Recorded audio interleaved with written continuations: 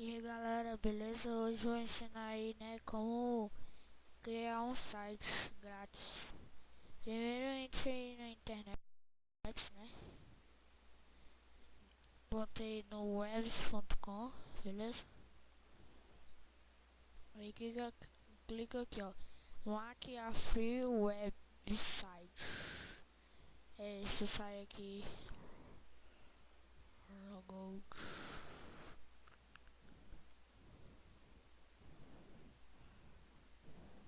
Aí aqui você vai lá, create a website.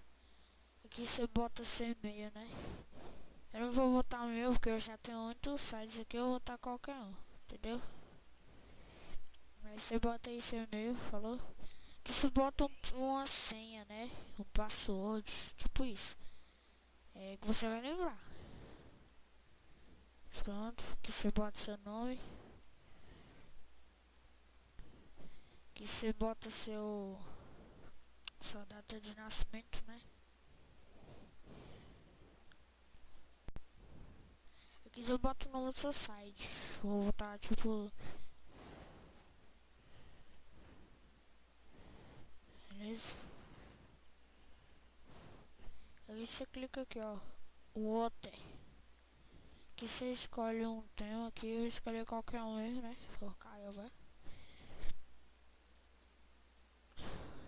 Aqui você clica o que você quer que vai ter no seu site, né? Eu não quero isso. Aí se você quiser colocar algum link, tipo, se você for fazer um site de download, essas coisas, aí você clica aqui, links, né? Vídeo, se você for fazer vídeo também. Aí você clica aqui, ó. No Trunks continue.